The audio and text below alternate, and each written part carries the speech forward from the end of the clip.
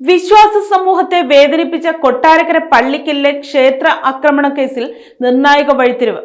പള്ളിക്കൽ സർപ്പക്കാവ് അടിച്ചു തകർക്കുകയും ശിവവിഗ്രഹം മോഷ്ടിക്കുകയും ചെയ്ത സംഭവത്തിൽ പള്ളിക്കൽ സ്വദേശി രഘുവിനെ പോലീസ് അറസ്റ്റ് ചെയ്തു. കഴിഞ്ഞ തദ്ദേശ തെരഞ്ഞെടുപ്പിൽ മത്സരിച്ച ഒരു BJP സ്ഥാനാർത്ഥിയുടെ ഭർത്താവാണ് പിടിയിലായ രഘു.